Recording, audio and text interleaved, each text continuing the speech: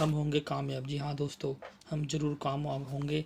मैं रत्न विशेषज्ञ आचार्य सिंह आज आपको जेठ महीने के बारे में संपूर्ण जानकारी दूंगा कि ये जेठ महीना हमारे सभी 12 महीनों में कितना महत्वपूर्ण है और इस महीने में हम ऐसा क्या करें जिससे हम स्वस्थ रह सकें और ऐसा कौन से उपाय करने से हम एकदम जो लाभ और स्वच्छ अच्छा जीवन हमें मिल सकता है। तो आगे जानते हैं।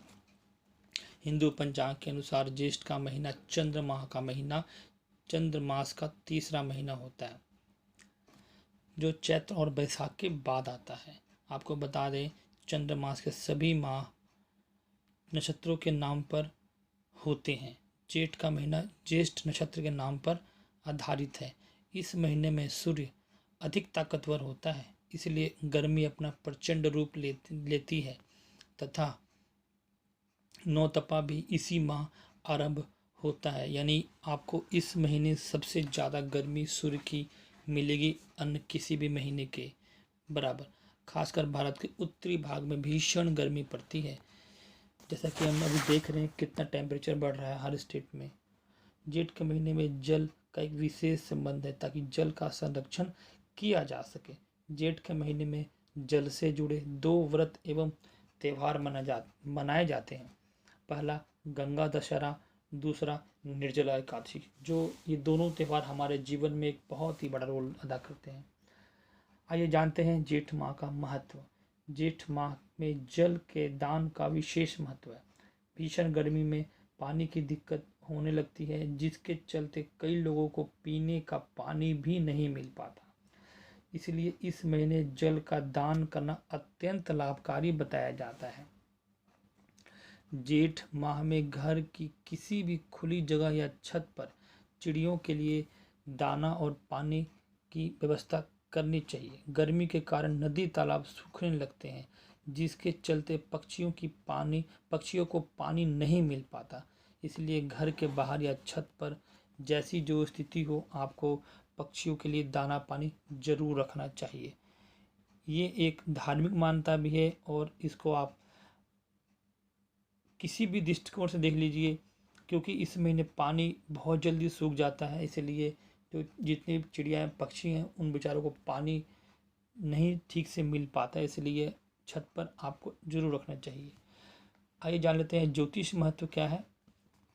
जिन व्यक्तियों का सूर्य खराब हो, वह व्यक्ति यदि इस महीने सूर्य देव को लगातार सुबह सुबह जल अर्पित करे तो उन्हें चमत्कारी लाभ मिलता है, क्योंकि सूर्य इस महीने अपने चरम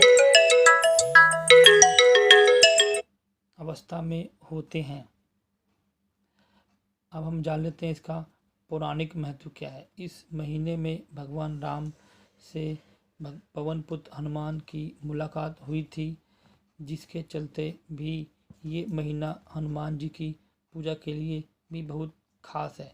जेठ के महीने में ही हनुमान जी की पूजा करना बेहद शुभ माना जाता है, क्योंकि इसी महीने बड़े मंगलवार का पर्व भी मनाया जाता है। मतलब इस महीने बड़ा सबसे मंगलवार आता है इस पूरे साल का, जिसमें हनुमान जी की खास पूजा होती है। और जिन जातक का मंगल खराब है या शुभ फल नहीं दे रहा हो या उसकी पावर कम है मंगल की आपकी जन्म पत्रिका में, तो उन्हें सच्चे लगन से सभी मंगलवार जो माह में पढ़ रहे हैं तथा प्रतिदिन हनुमान चालीसा का पाठ करना चाहिए, जिससे अशुभ मंगल भी शुभ होगा और मंगल मंगल ही प्रदान करेगा।